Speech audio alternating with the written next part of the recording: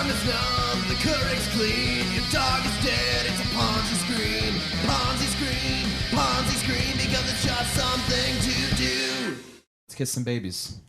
You know, David, I was in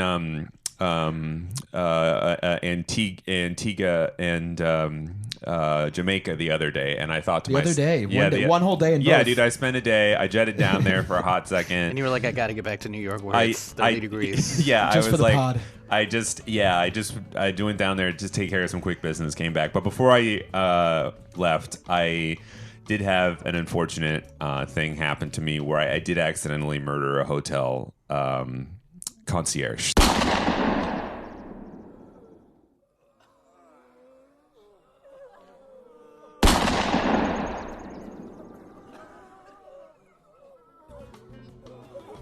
Oh, I know. Oh, slip of the tongue. Slip of the know. finger. I did it. These things happen, man. I know. I try. I try not to lose my temper, but then I realize I'm in those Caribbean islands, and I'm just like, the laws. They're so slippery down here. This is Danny Feltz's Chappaquiddick moment. Yeah. What is that? Chappaquiddick. That was Ted Kennedy. Did he? He'd had a little bit too much to drink. That's right. My fellow citizens, I have requested this opportunity to talk to the people of Massachusetts about the tragedy which happened last Friday evening. This morning I entered a plea of guilty to the charge of leaving the scene of an accident. Prior to my appearance in court, it would have been proper for me to comment on these matters. But tonight I am free to tell you what happened and to say what it means to me.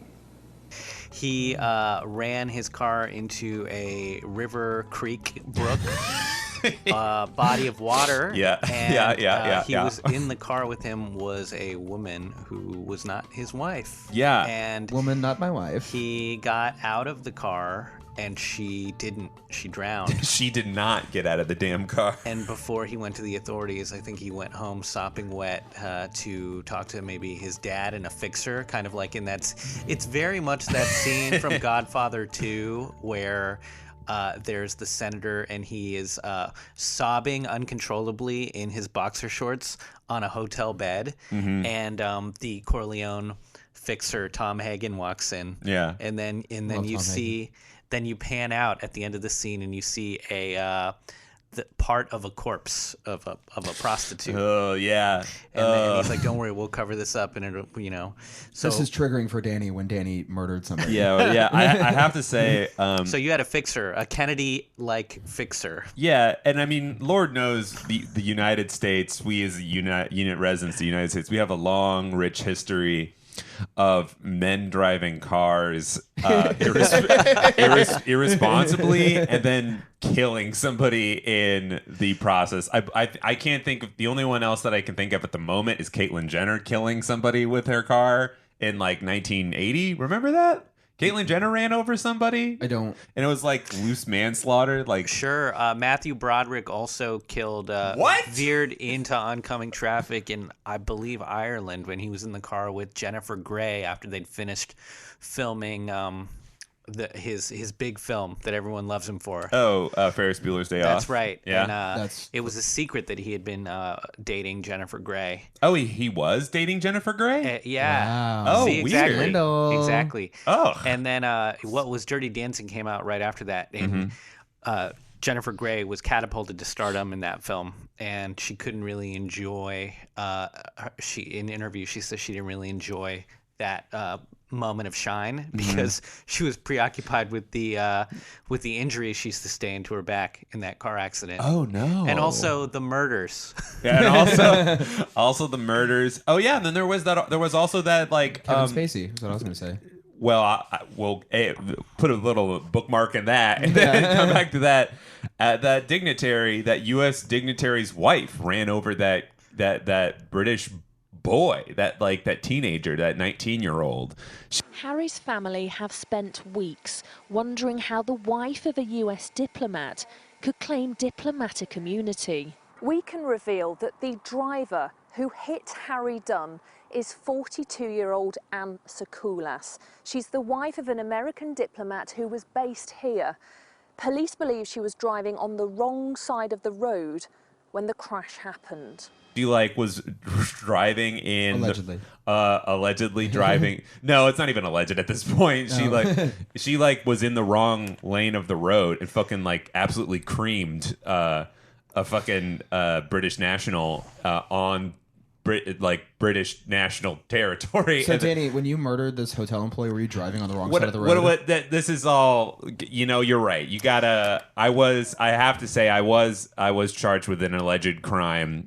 Where I was in Antigua, and you were in Antigua or somewhere else? Anguilla, excuse me, Anguilla. Okay, yeah, the Caribbean islands. They all, Saint Pierre. They're all and my name was also Scott Hapgood, who was his name is a suspended UBS employee, but I'm he's a USB employee. You put data on him and then you take it over to your friend's house. Yeah, no, we're all talking. Do you know this Scott character, David? You don't know? I think I read a little bit about him. Yeah. He got charged with a little bit. He got charged with manslaughter in a hotel in Antigua. Anguilla.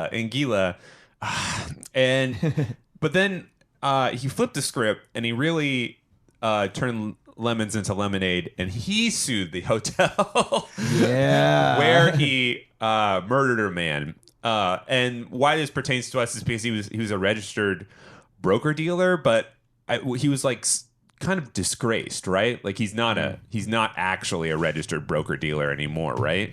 Or he was, but he did some shit. Suspended. He was suspended. Yeah, he was a suspended broker dealer. Yeah. And those suspensions, though, they're very temporary, right? It's kind of like when you're in hockey and you fight somebody else on the ice and they put you in the penalty box for a couple minutes. Yeah, you hang out. I think you can be permanently suspended. I don't know, but if we look him up on Broker Check, guys. Dude, we have to do a little segment at some point where I wish you could sort it by the number of red dots a person has. We can do that when we'll talk about Broker Check another time. Wow, so it's you can see a broker's rap sheet. Yeah, broker's got a rap sheet, baby, and he's got and most of them were skimming off the top of someone's investments or stuff, but he's got manslaughter. Yeah, he's got a pending manslaughter charge. I like a broker that's got a couple little dots next to their name. Yeah. It shows that they fly a little too close to the sun, but at least they're striving. Yeah. So but there, I think there's a little bit of fuckery going on here, because it's a situation where the reason it's quote unquote manslaughter is because he was in this Caribbean island that I'm not going to say the name of again because I will mess it up. Anguilla. Anguilla. Next time we can go on YouTube and type it in with how to pronounce. Yeah. Anguilla, voted best island in the Caribbean, is the epitome of pristine nature and stunning beaches. And that's how prepared we are, the Ponzi Screamers. We didn't even do that. No, absolutely not. But there's a little bit of there's a vagueness to it, because he was in this place, and it sounds like his story is that a hotel clerk just came in and started mugging him or something to that effect, and then he's I gotta defend myself, and that's basically his story.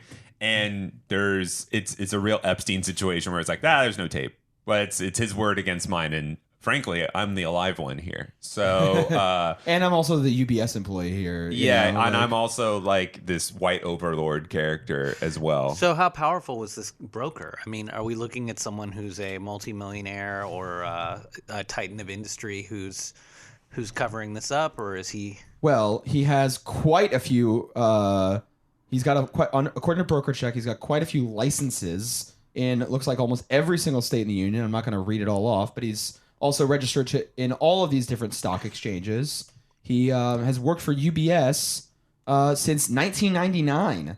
UBS is a big boy. What is UBS? UBS is a private asset management firm, and they have a banking wing as well. So they will do your investments and they'll do your banking at the same time, and that is allowed because we repealed Glass-Steagall in 1999. They'll suck you. They'll fuck you. They'll do the whole 9 yards. So we can look up. UBS has a lot of money in AUM, assets under management. Oh, okay. Wait, let me guess. Can we? Sure. Why don't you guess? Do you have the number in front of you? I have the number right here. I'm gonna say 200 billion. Okay. What do you think? I'm going to say 500 billion. According to Business Insider, as of 2018, they have. Oh, sorry. You know what? I'm gonna go with the Wikipedia one because it looks like it's more recent. The Wikipedia one says 3.2 trillion. Whoa! I didn't know we were fucking with T's. Yeah, we're on the T's, baby. We're on the T's. See, that's the craziest part More of the financial. dollars than there are stars in the galaxy. Dude, actually, I not to get too in the weeds, but I did go to a website one time that was just like basically titled something to the effect of "What does $1 trillion look like?"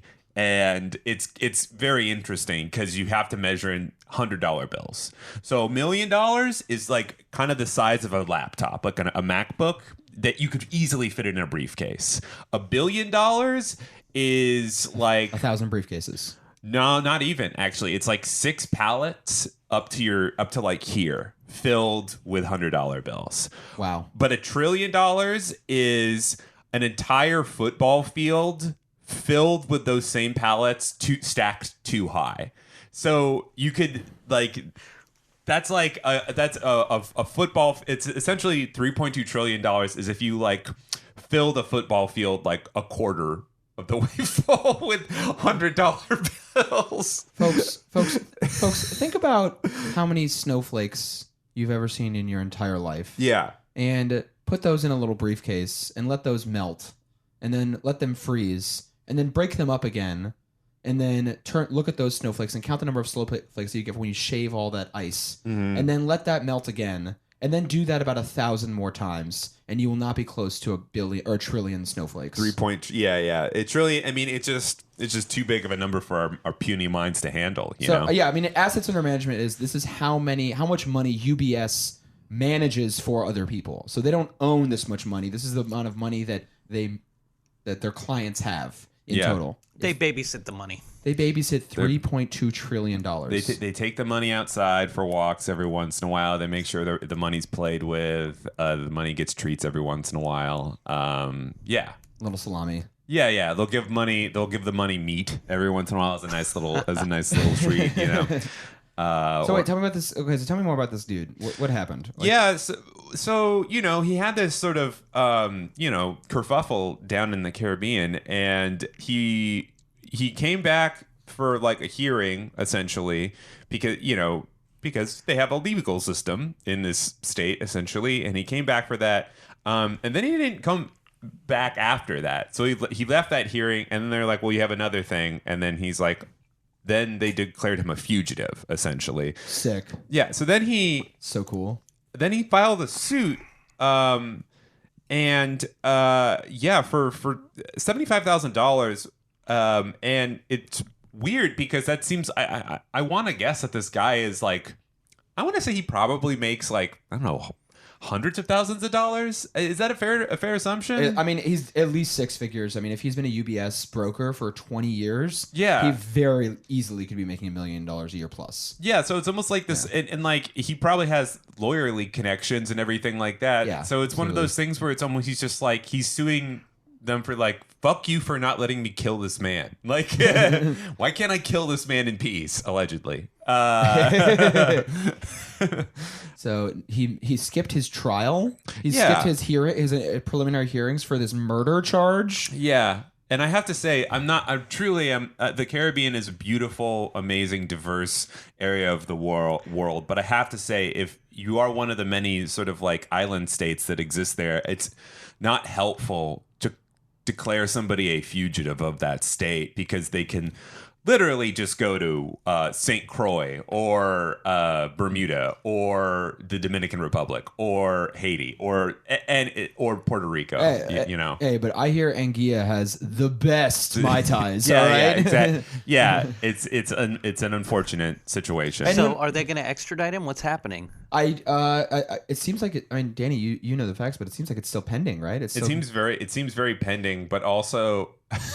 So this guy's like he's in the financial district in New York. He's getting baked Alaskans at Delmonico's. Yeah. and He's there's spitting a in the face of God, making this hot dessert. an Ann Guillen, Dog the Bounty Hunter, is like hot on his trail, trying to apprehend him and bring him back. Yeah. Hell yeah! This is like Boba Fett of Anguilla. Yeah. Dude, I mean, I'm making a broad generalization here, but I can't imagine the extradition laws are like terribly strong between the United States and like Caribbean states. I don't think they have like a sort of like negative relationship with each other. But if, say, for example, the United States says to France, like, "Yo, France, you have a person who we do not like in there," France is like, "Ew. Oh my goodness, I will send him back post-test. Oh my goodness." I don't think they do at all, man. That's why Roman Polanski's still making movies. No, he's in like, or maybe not France, but like Germany. Germany's a good example, you know. But the Caribbean, I mean, like, they're too small to have any real sway with that. So if Anguilla is like, you need to send this person over so we can try them, the United States is like, you know, we once had conflict. What was it? The Spanish-American War? No. The one that happened in the 80s. Grenada. Yeah. Did that happen? Is Grenada a Caribbean island? You know, it's an island. Yeah. It's like, you know, we had a whole conflict just to prove a point. So no, we're not going to send this person back. And they're like, duly noted. I did ask, so thank you. This hotel employee being murdered just really reminds me of the like Succession term of like not a real person. You know what I mean? Like, yeah, they like constantly talk about this in the show, and I think it's so real for wealthy people of just like, oh, you didn't murder a high profile or wealthy person, so they're not real. So, you know, like, unless you get caught, of course, you know. Yeah, it must be weird to exist in that sort of like weird serfdom situation. I mean, especially if you live in any of those islands that serves like a Royal Caribbean cruise. Or like that's where people store their money. Like people have like, there's just like all of these islands have tax shelters, like the Cayman Islands. Like the Cayman Islands. Imagine like how precarious you are, like it would be to be a hotel employee in the Cayman Islands, because there are people flying there all the time for tax purposes or for business purposes, or even there are islands that just like have conferences for the financial sector, and that's like, and they have that there because it's cheap and it's like an exotic location, and people also happen to have a lot of like money floating around there. Like being an employee or just like a regular working person must be so precarious. Very tenuous. Yeah, there's no like the government, like the you got to keep the high rollers happy. Yeah, and sometimes being a high roller, it means that one of your coworkers has to get smothered with a pillow. Yeah. I mean, for the sake of the whole island, for the community. Yeah, it's one of the it's very much like, you know, when people get those all-inclusive paid like trips to Tulum, Mexico, where they're like, oh my God, we went to Tulum. It was so beautiful. It was so authentic and everything. And like everybody was so awesome, and I loved the community. But then like just outside of those like gated, you know, walls and stuff, it's just like fucking poverty. And just like everybody, it's like, all the employees are walking around in like bright white, you know, shorts and a shirt. But then they have to walk out into just like utter terror and like no potable water. Oh, totally. I mean, and like I always say to people, I've never been to Mexico, even though I've been to like one of these, like when I was in high school, I went to like a resort with my family. Yeah. But like that's not that is like America. That's like colonial America in another country. Like this is a like curated space that is not actually that country. Yeah. It is owned and operated by American interests. And so I'm not like I feel like everyone last year went to Mexico City and just like, oh, Mexico City is so cool. Like I had so many good nice. The one thing they say about Mexico City that's really unfortunate is Mexico City is very much a cultural heart of like a big part of Mexico, obviously. With maybe one of the most noticeable things about it is it's horrible weather situation. Like the pollution and the smog can be real. It's like worse than LA. It's really bad. It's also next to a volcano and on a giant fault line. And it's like sinking, isn't it? Also, like, It's also sinking. Yeah. It's awesome. You got to go. Yeah, you really do. You really do. Yeah. You literally have to go before, like, it's not like you have to go before, like, it sells out or becomes too corporate. It's like, no, you have to go before it gets, like, obliterated. Yeah. But I think it will change your mind to going there after, because everybody here is like, New York, it's the best. New York is the best. And it's like, nah, man. Like, New York is a young city. Mexico City's been around for 1,000 years. Yeah. And, It's been around forever. Yeah, and you've got pyramids and you've got skyscrapers. It's very Blade Runner, Yeah, it's just unfortunate. Have you been? Oh yeah, love it. Yeah? Been multiple times. Nice. Can't get enough. It sounds great. It's just Yeah. The funniest aspect of catastrophic climate change in the form of smog that is the most hilarious to me is not Mexico City, is not like Hong Kong. It's actually Salt Lake City, Utah. Sure. Salt Lake City has a terrible inversion. So it's like all these like clean cut, always wearing a white suit Mormon people. By the way, I did try to walk into the Mormon church and a 90-year-old man wearing a completely white suit stopped me and handed me a pamphlet. Hell yeah, dude. But they have a terrible inversion. They have like, so it's like it's one of those things where it's like walking around here for a day is the equivalent of smoking 3 packs of cigarettes. Oh. Sure. Well, none of these places have like good urban planning. No. And when you design your landscapes around cars, it just means that you're going to be sprawling out infinitely. And all these like places are like founded in valleys, which is like if You guys you're in the mountains. Stop founding your cities in valleys. It's bad. It's no good. It's not good for flooding. It's not good for air. No. It's reasonable for weather purposes, I guess. Like, Yeah. I guess that like Salt Lake City being in a valley is better than being like Salt Lake City in the like in a mountain. I mean, they were wagons. Yeah. They weren't worried about cars. What are There you was gonna no do? combustion engines Yeah. yet. Yeah. Same thing. Mexico City was this beautiful island in the middle of a lake when the Aztecs were there. Mm-hmm. And the first thing that the conquistadors did was say, cool, kill everybody on that island and then fill it in. Yeah. Fill it the fuck in. Cool. Yeah, all those. That's the weird thing about New York too. Is it's just like, New York doesn't necessarily have like the most a beautiful fauna. That's plants, right? Or is that Yes. flora? I can't remember. Flora, yeah, because we are the fauna. The fauna is us, the pigeons, Yeah. the rats, and the peregrine falcons. Yeah. But like, that's the funny thing about here. It's like, I mean, there's tons of cars. There's tons of like exhaust and stuff, but it just kind of all blows away. Yeah. Right, we've got the luxury of the rivers and the ocean. Yeah. So, but anyway, watch out for this dude. He might just murk you in a fucking Caribbean island hotel Sure, resort. what's his name again so that we can all watch out for him? His name is allegedly Scott Hapgood, and he is in Darien, Connecticut right now, and that's where his civil lawsuit against this British protectorate is going on right now. Yeah, That's- and the yeah. lawsuit No. is you guys begged me it's to the do hotel. it. It's like was it entrapment somehow? Look, like, you put this I guy wouldn't have here, murdered and this- I could just stab him if I wanted. Come on. Look, I'm gonna keep walking forward with my knife, just stabbing forward, and if you put somebody in the way, it's your fault. It's if your they own get fault. killed. I'm gonna sit. true. No, this is like the Simpsons thing. It's like, I'm gonna be here punching the air, and if you get in the way, well, I'm gonna be here kicking the air, and if you get in the way, I like the idea of like, okay, so he's suing the hotel, not the British protectorate. I like the idea of like the hotel like encouraging him to murder, and then like he sues the hotel for entrapment. no, it's one of those secret things where they're like, look, this is we can't say it out loud, but it is one of those we are about to hunt the most dangerous prey of all situation. You know, sir, that you did get the all-inclusive deluxe package. Yeah. Which Wink, means- wink, nod, The nod. deluxe package. This isn't even the the craziest murder. thing. I mean, this is like small pickings for like Caribbean islands. This is literally where like probably less than 500 miles away from Jeffrey Epstein's island. Yeah. like as far as like overall things go, paltry murder. That's child's play compared to what's actually No pun happening. intended. Yeah. Yeah. This is a really funny quote from the complaint that Mr.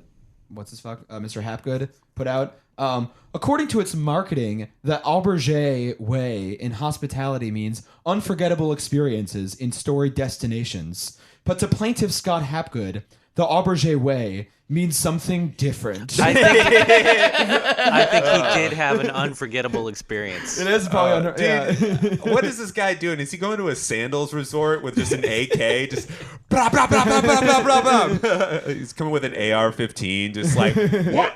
What? I paid for the deluxe package. So you would be unforgettable, but I was on a lot of bath salts, so I kind of forgot the whole thing. I was on some experimental drugs that don't even exist in the United States yet. Unless you have millions of dollars. Yeah. Well, Connecticut. Something.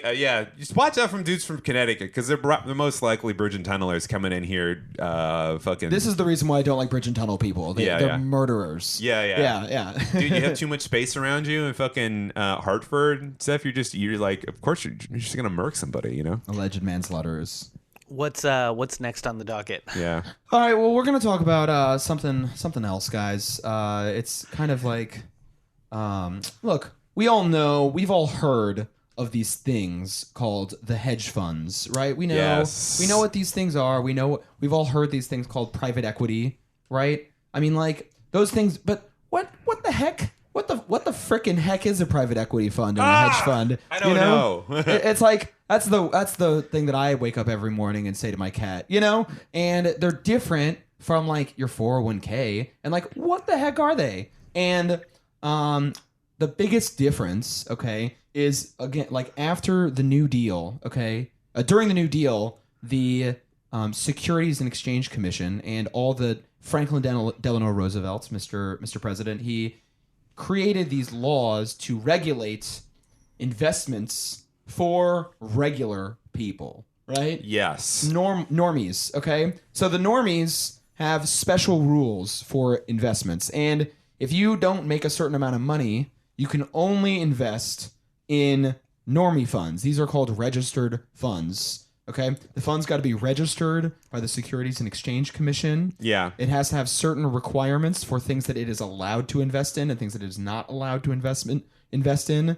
There are limitations for even like certain percentages of other stuff. You can't have like a fund that is invested in another fund that is invested in another fund that is invested in another fund. It has to be like one step removed from an actual company or from an actual commodity or something. So you can't like have all these, you know, so there's that sort of stuff. And these are all these sorts of rules that apply only to normie funds, registered funds, your pensions, your 401ks, your bonds, that sort of stuff. To Bond the little funds. fish. This is the overregulation of the guppies, but not the whales. This is guppy regulation. Yeah. So to even put it in more, you know, sort of a plain English analogy, it's just like, you know, Gabe, David, myself, we're all just out here, and you know, we can't invest in sort of these complicated hotel schemes where you do get to kill a man for pleasure because that's too complicated. We simply can only invest in hotels. All right, there are no adjectives or like supplementary verbs to describe our commodities. Yeah, you know, like pork bellies. Yeah. Bullets. Yeah, you can't invest in bullets where there are smiley faces individually written on them on the hollow tip part. You know, lithium battery manufacturers. Yeah. You got it. But an important thing. This is like an important thing I feel like to keep in mind though is just. Actually, even just normie investors is still such a small percentage of the population. Like I read somewhere, oh god, I can't find it right now, but they're like 84% of all investments on the stock market are owned by like 10%, the top 10% of the population. So like even when we're talking about like quote unquote normie investments, this is still a narrow segment of the population. The overwhelming majority of people have no money in the stock market. Oh, yeah. So it's... Because most people are going out for payday lendings to go and buy jewel pods. Yeah. Most of us are very busy learning how to overcome these restrictive and quite frankly punitive laws on vaping. Okay. Most people, they don't have health insurance. Their primary care provider is a bottle of Robitussin. Yeah, exactly. I'm trying to choom fat clouds, and I don't need Mr. Moneybanks getting in my goddamn way. And Jewel Pod's Robitussin doesn't have a dime. No. In the penny stocks. Yeah. So, but David is right. We're talking about very few people who. What's the number? It's like 5 million, right? $5 million bucks. So, in order to be able to qualify to invest in a private fund, there's a couple different ways to do it, but there's two different definitions. You can either be an accredited investor, or you can be a qualified purchaser. Okay, these are two different things. An accredited investor is a little bit of a lower threshold, and a qualified purchaser is a little bit higher. But importantly, before we go there, a private fund includes hedge funds, venture capital, private equity, and anything like that. Other weird esoteric stuff. And these funds are not registered by the Securities and Exchange Commission. They are called unregistered private funds. So if you have heard of a venture capital firm... Yes, I have. They are... those sorts of people are like private equity. These sorts of folks have to have a certain minimum amount of actual net worth and net income in order to be able to invest in these sorts of things. Just to simplify this a little bit more, would it be safe to say that these private situations are people with just a fuck ton of money? Because when you say venture capital, I immediately think of Silicon Valley, and I think of people who invested in making Uber a reality and making various tech companies a reality, and their whole thing is hey, we just got $74 million lying around, and every once in a while we'll put a little bit of it into this app, and then we get a stake of your company. But the thing that makes them unique is that they have $74 million lying around, right? Yeah, exactly. I mean, exactly. That's so you need to, in order to be an accredited investor, you need to have a net worth of more than $1 million. Okay. Okay, and I think that it can include assets as well, right? And you need to also make $200,000 a year in income for 2 years straight. So you have to meet these thresholds in order to have any sort of access to being a private equity investor. Okay. And the reason why they do it, the thinking is that if you have that much money, you can take on the risk of investing in private equity or venture capital or other sorts of private funds, because a private fund is not protected by a lot of securities rules. There are anti-fraud rules that they still have to obey, and a few things like that, advertising rules and stuff like that. But they don't really have to be as liquid. You guys know what liquidity is? They don't have to pay you out right away. They don't have to pay you outright. There's no guarantee that you're going to make money. If you're a venture capital firm and you're investing in Palantir or something that's going to eat babies' eyeballs out of your phone or something like that, there's no guarantee that they're going to make money. So the SEC traditionally has not wanted regular folks to be investing in private equity because there's no chance that they're going to actually make money. And so if you're a teacher, you should not be investing in private equity, the theory goes, because you can't afford it. Because because there's no chance that you're actually going to be making money out of it. Right. It's it could be we hotels on the moon, baby. Yeah, and there's cool. I like this. I'll put my retirement money on that. You know what I mean? No, you're not going to a teacher should not be putting their It's like a more expensive blackjack table. It's you should not be at the more expensive blackjack table because you're going to lose your money a lot faster, and there's a lot bigger stakes. And it's not even like that though. It's like that, except for at the bigger blackjack table, there's not even a guarantee that anyone's going to make money, because you need to have a certain amount of money to take on that risk of lack of returns and no liquidity for 10, 15 years even.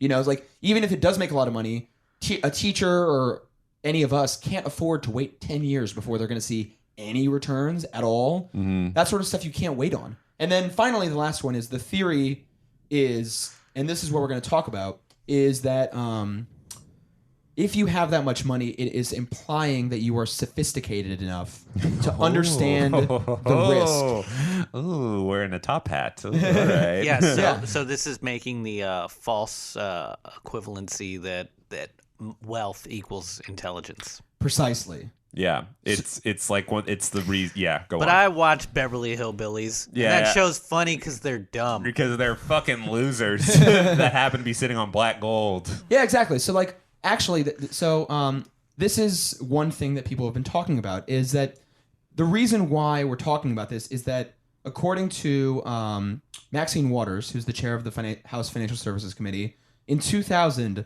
private assets under management totaled less than $1 trillion.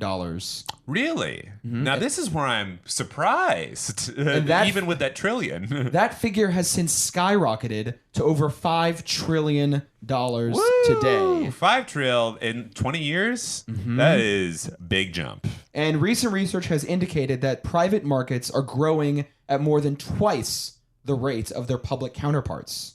So it's kind of it's one of those things where it's the rich are getting richer, you know, and right. And also this sort of limitation that you've stated earlier, where it's like, look, we don't want you to be in this because you could lose everything. It's kind of turning more into a sort of pay to play situation where the only way that it's like, yeah, you could potentially lose all your money, but also the amount of people who are able to benefit from this are only the very rich. Yes. Yeah. And again, so like there's some like reasonable things that they're saying, like, okay, if you shouldn't have to, but like you shouldn't have to take on that risk if you can't do it. And it would be ridiculous for hedge fund managers to take advantage of teachers and just take their money and then not give them anything back for a decade. You want these restrictions to exist, but at the same time, it's creating this dynamic wherein the rich people are getting access to these lucrative investments and making a lot of money. They're fucking killing. So this is the policy issue. It makes me think about the porn industry. All right. Yeah. All right. You'll have a state where they say you have to wear condoms. Yeah. And then they have a state where they say anything goes. Mm-hmm. And nobody wants to watch the condom porns. Mm-hmm. So you don't make any money there, even though they're protecting the actors and the performers. Totally. So they all have to, if you want to make money, you got to move to this like Wild West. To this raw dog state. A raw dog state, yeah. Yeah. Like imagine if that were true, but instead of different states, it was like the government will only allow you to not wear a condom if you have a big dick. How about that? That's the equivalent, basically. And there's a measuring contest. There's literally, you have to have $200,000 in annual income for 2 years total, and you have to have a dick of at least 8 inches. And then you can minimum. And then, hard. And then you don't have to wear a condom. And then you're allowed to not wear a condom. But yes, all sorts of reckless and terrible things can happen. Yeah, and all sorts of exactly. So, everybody's swinging their big hog around, just knocking people's eyes out. So So there's this rule. so people are trying. The raw dog state is Texas's name. That is their motto. Yeah. I know. What type of a Democrat are you? You a blue dog? Raw dog. Raw dog. I'm a raw dog Democrat. I'm a raw dog Democrat. All right. I think that just means you're a socialist, baby. Me and Jane, we are going at it. So this is the thing. This is where it gets weird, right? Because there's a lot of different people who are noticing this, and a lot of people want to do something about it to make it more accessible for private people to get in on these sweet deals. Public people to get on the private deals. What did I say? Private people to get on these sweet deals. Registered people, yeah. regular people to get in on some sweet deals. So there's like this one guy, there's a couple people who are like trying to start funds to like skirt around some rules to like let them what's called co-invest. Yeah. So like they're not like directly investing, but they're like kind of like a little bit like leeching on. Joe and Ethel Main Street want a piece of the pie. Yeah, they're like letting them have some of that. And can we sublet into your investments? Yeah. Kinda, yeah, something like that. It's weird. There's like a lot of like rules that they're like walking through and walking around, but that's like the gist of it. And they're trying to skirt around some rules to allow that to happen, and they're creating these like innovative financial products in order to do that. And so that's like a private market solution that some people are trying to do. But a weird one is the SEC has proposed to create a rule that would expand the definition of accredited investor. Ooh. Okay, so it would allow for you to qualify as an accredited investor if you Own a gun.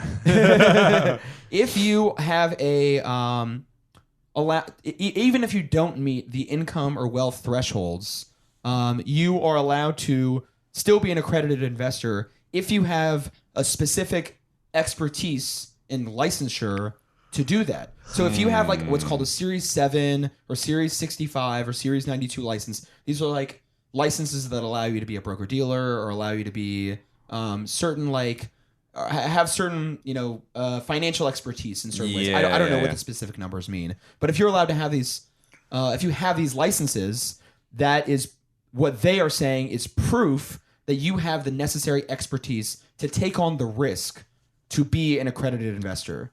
Yeah. Isn't this sort of like highlighting a bigger problem, though, which is these things are bad, and even though they're cutting people out, maybe there shouldn't be like they shouldn't exist in the way we shouldn't even be incentivized to participate in them. Like, I mean, that's I think that's a reasonable point. I mean, it's like, but anyways, to continue on, I want to get back to that. Shit, yeah, please, okay? Because yes. I think that's I want to get there. Yeah.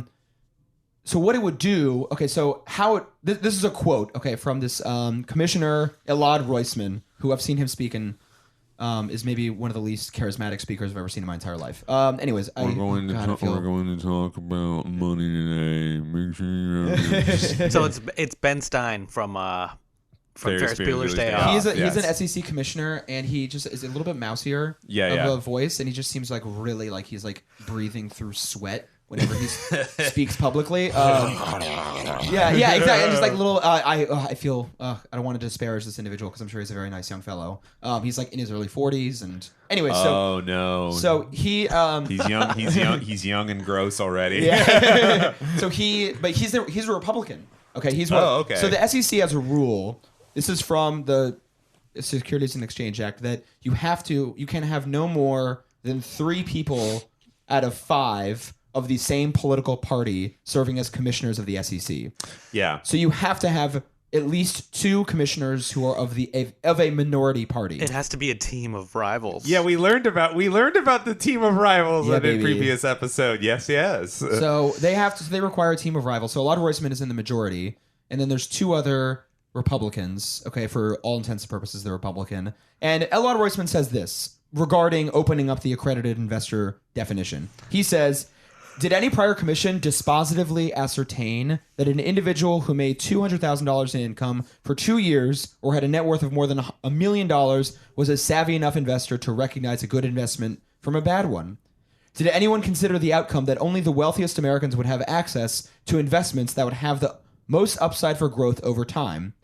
Surely it is only sensible that someone entrusted to manage other people's investments in the private markets should be considered financially sophisticated enough to invest his or her own money in the same types of offerings.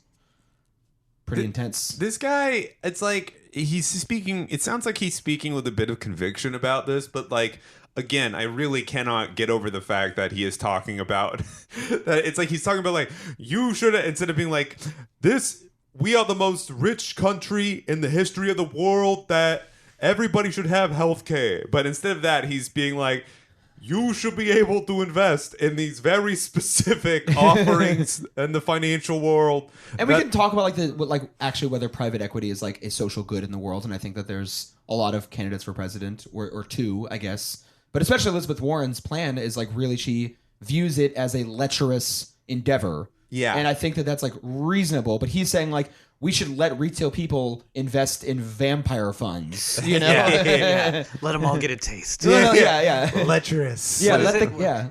So I mean, so the ultimate goal of these investment companies, not companies, but these sort of funds, is it to bring more good into, and good is a loaded term, but sort of something constructive or productive into the world, or are they?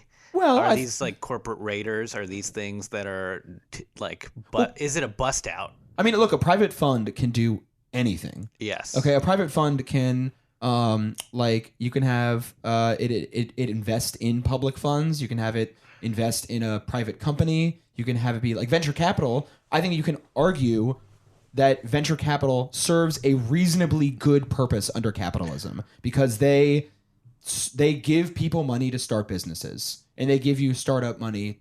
That's like how Silicon Valley runs is VC money. Okay, so like under capitalism, VC you can make an argument that venture capital is a good thing. Private equity, WeWork, Spotify. Yeah. Seamless.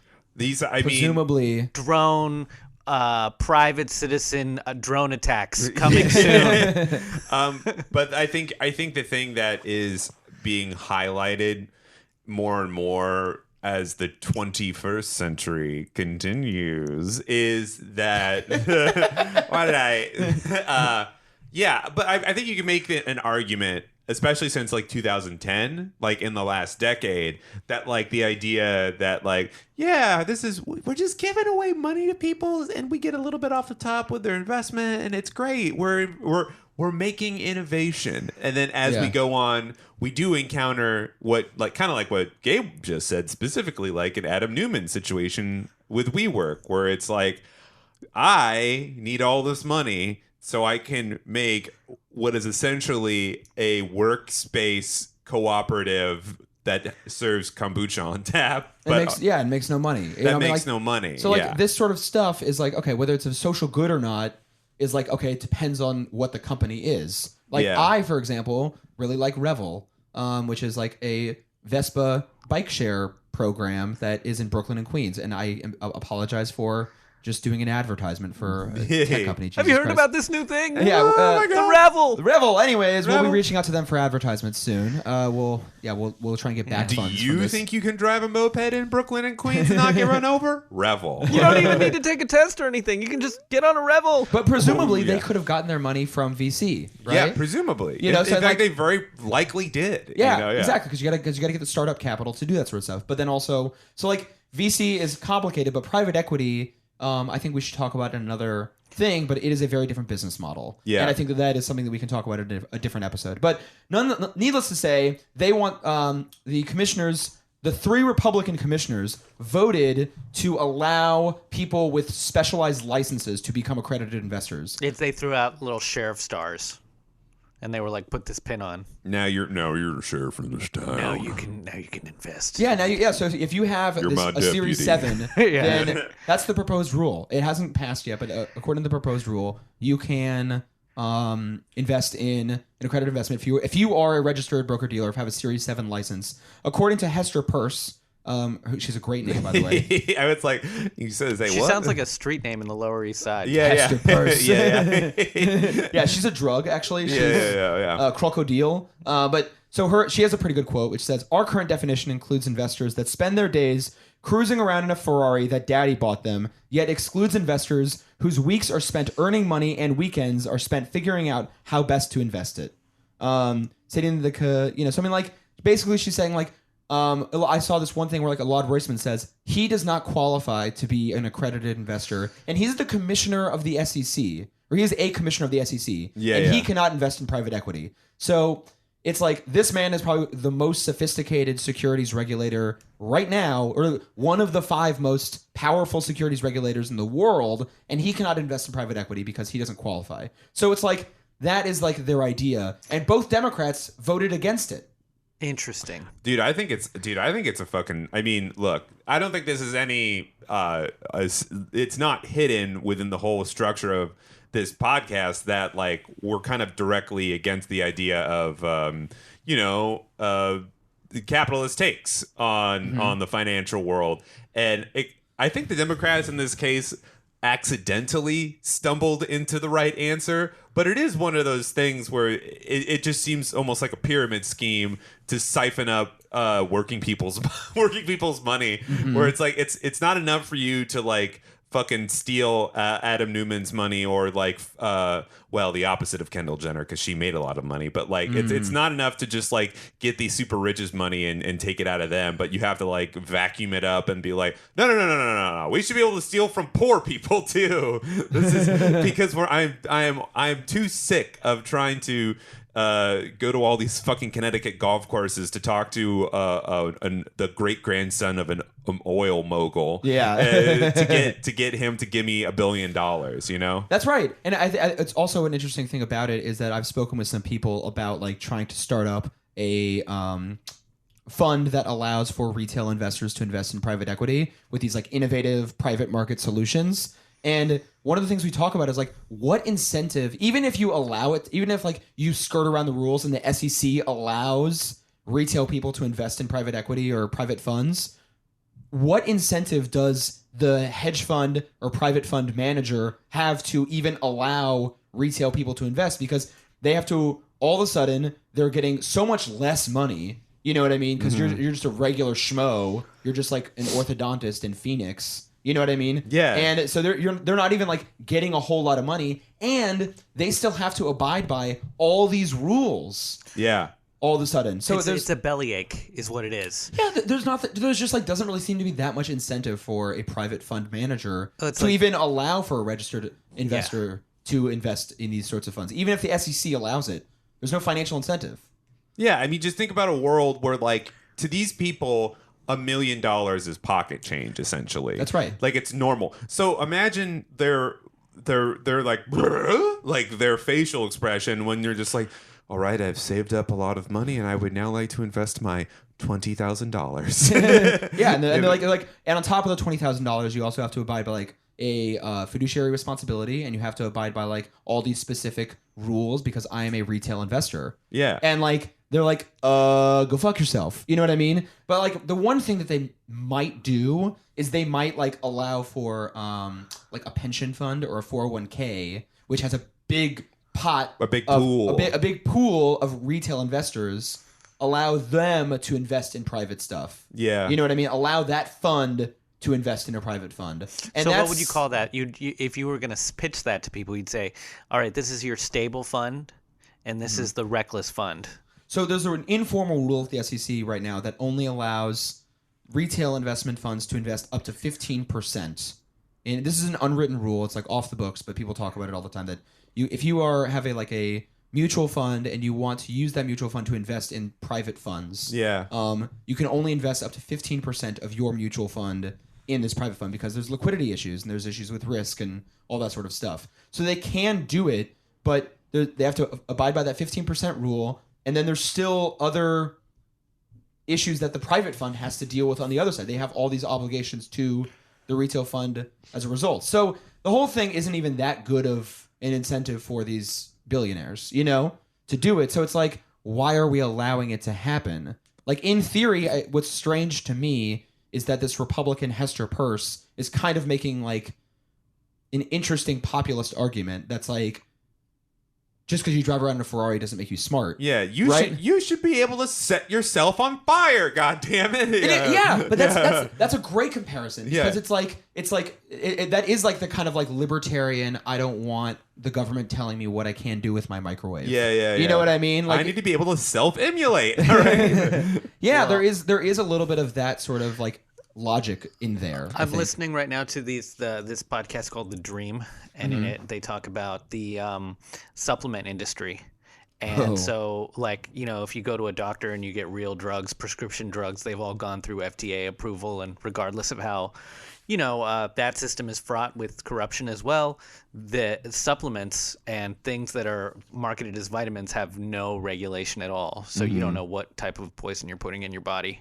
And all of these things are being sourced from all over the world. Jesus. So when you don't even know, like, there's no lab that's testing things out to see if you're really getting ginseng or if you're getting ashwagandha. Yeah. You're just putting garbage in your body the whole time. But the way that they got around that or made it a populist case was at all these health food stores and stuff, the companies that were selling these products would just have people sign petitions there and be like, "You want the government interfering with your health and wellness? Do you want the You want fucking them government yeah. not allowing you to eat an alligator's snout for fertility? Are you insane? Yeah. Meanwhile, all these millionaires and billionaires are eating alligator snouts. They're getting more and more virile every day. Yeah. They cut all the rhino horn off. Yeah. Yeah. You should be able to snort rhino horn so you have a strong first son. I mean, so that is kind of the thinking behind it. But I think that, Danny, I want to go back to the point that we just pinned that you just said, which is like, in my opinion, the underlying problem is that there is too much money in the private fund industry. Yeah. Not that, like, how can we make it so people have more access to private fund industry, but like, how can we even out the systems, like larger systemic issues that make it so private funds make so much more money? Yeah, like we're like, best case scenario here is that you have like a teachers union in fucking Nebraska or Connecticut or something like that, and it's just like, yeah, you know, they made a modest 3% return, and they also helped fund the feature on Tinder that lets you automatically send a picture of your penis to somebody that you met 5 seconds ago on the internet, you know? Yeah. Or like even crazier is like you have like a teacher's retirement fund that is investing in a product that's going to like further automate teaching jobs. You know, or like have like somebody who is like worked in like the park services for years upon years, making like an herbicide.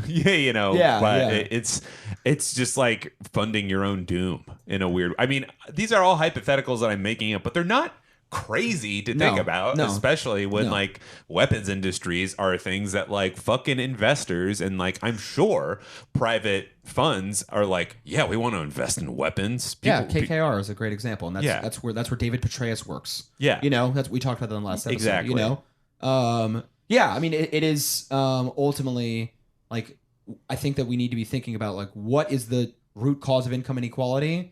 And what is like giving these incentives where the rich are keep getting richer and the poor keep getting poorer, not like how to work within the system to make it so that like poor people have are investing in like less risk, like even are investing in like riskier investments where they could lose more money and then ultimately end up like hurting their own class interest by investing in like a company that's going to automate or kill them or something like that. Like, instead of doing that, we should be thinking about like, okay, well, why is private equity making so much money off of hurting working people and not like, well, it should be like disincentivizing the private industry, not further incentivizing it. Yeah. It should be shrinking that, not expanding it. Yeah, I mean, that's what I was thinking about too, with like this almost a comparison between these regulated funds that are, I'd see them almost as like FDA approved drugs. Yeah. And then the unregulated market is the supplement market. Mm-hmm. And it's like, well, like it should all be regulated. Or moving further into a fuller regulation if possible. Yeah, or like disincentivize it and like, you know, like you have like the transaction tax, or you just like make it illegal for like private equity firms to like do certain practices. Or like there's one thing that I read about Warren's proposal on private equity. She does have the most thorough one. I mean, like this is not like endorsing any particular candidate, but she does have the most thorough private equity plan, and one of it would be to like require the private equity firms have like an actual incentive and responsibility to the workers when they buy a firm, because oftentimes what they'll do is they won't do that sort of stuff. So like cracking down on specific practices of the private fund industry that just allow them to be so lecherous and make so much more money is like a better thing to do than doing and then like expanding the current system to make it even more crazy. Because then if you do actually open up private funds to registered people in a real way, that's just going to make all of us more risky. And we're just not going to get liquidity for 10, 15 years because all of us are invested in like some hedge fund that, you know, probably, you know. Like Theranos 2.0. Yeah, exactly. Like, where'd you lose all your money? And it was like, oh, and this blood test kit that's never going to work. Like this is the securities laws exist for a reason, which is to prevent like like millions of people losing money in like a crazy, stupid, unregulated investment. Augmented sunglasses for my dog. Yeah. No, it's like that's like the big thing. There are two things. One, it's like that's where all the crazy stories come from that people have heard about in recent like the last year or the last 2 years, is these situations where these wildly speculative companies or what have you have actually had to explain themselves. Every time that happens, like WeWork or in this case Theranos, they were just every time they're like, yeah, we're gonna go public or we have to do a filing in some way to explain ourselves. They write that out, and then people are like, oh no, this is bat shit. This doesn't work. And then because like fraud it's like she, I don't remember Elizabeth something Holmes was like I mean she was just like writing on this whole fraud, and there was like she was probably writing on this thing of like, yes, I'm going to say it's true until it becomes true, but then eventually it just wasn't true. It was just never going to happen. It was just not physical. Yeah, it's like, and then the advantage for it's like I'm really excited that the only people that got really screwed over at the Fire Festival were the influencers. Exactly. Exactly. And so from like a systemic risk perspective, this is also, I think, pretty reckless to allow. It would just turn our entire country's investing population into Fire Fest.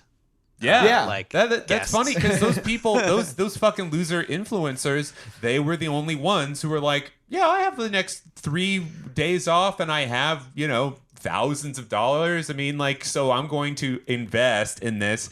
And lo and behold, you just ended up screwing up a fucking Bermudan class worker who lives in a very precarious state of existence at all times, and then luckily does have a very generous GoFundMe give her $50,000 in her lost expenses. Absolutely, which was very. Man, that was a whole trip when that happened too. Like, everybody watched the Fire Festival documentary, and they were like, "Damn, these fucking rich fuckos really from New Hampshire really screwed up this lady's life." Who all she wanted to do was make 1 million sandwiches, and she couldn't even do that, because they were like not wasps, literally wasps. But locusts. They just came in and just ruined everything. Ooh, locusts! I like that. Yeah, I just think about for the public. How Jewish. I know. Yeah. for common people, it feels like the benefit is so weird and minimal. Where it's like what I was saying. It's like if you had like a spinner essentially, and it had 8 sections on it, and it's like, okay, 6 of these sections are you getting horribly gored by a rhino. Okay. One of these is you get to shoot the rhino with a gun. And then one of them is you get to shoot the rhino with a grenade launcher. And that's what we, the very rich, love to do, by the way. And it's just like, wait a minute, we're still either getting killed or just obliterating an animal. Like, why are we even doing this in the first place? Yeah, I think that's a good point of like bringing up like, what is the purpose of investing in capital markets? Like I don't like this game. Yeah, it's like if we should be investing, and this is something that I think that we will touch upon next week, which is like investing in something that is good and socially productive, and that's like what people want is to like think that their investments are going to a good place, not going to like a rhino killing app that automates your job. And very few investments are going to the cure for cancer. Yeah. I mean, I think without getting too much into the election, I think that's why there is such amazing mobilization behind Bernie Sanders' campaign. I mean, it's like by all standards and practices, people would be like, why do you guys like this old Jewish man who mostly yells at you, or that is the appearance? And it's just like, nah, man, that's not it at all. It's literally that this person is actually speaking to my material needs. So it's just like, the fact that people like that and people like him are getting money is like, yeah, people want to invest in something, Yep. Want to invest in good. They want to invest in this. I want him to be president purely so I can see the Secret Service go into a CVS so they can return a banana. All right. I want this. He'd also like some cough drops while we're in here. Yeah. Just hold on a sec. He keeps getting spotted in Vermont, even though Bernie Sanders is like a fucking viable presidential campaign and seems to be touring relentlessly. Every once in a while, I'll see a comic who's like, yeah, I'm from Vermont, and I saw Bernie Sanders. How do you keep making your way back to Vermont? Yeah. Love it. All right. Well, that's all I have to say about this. Do you guys have any last things on this weird little subject matter? Don't kill the rhino. It's not a fun game. Don't do it. Yeah.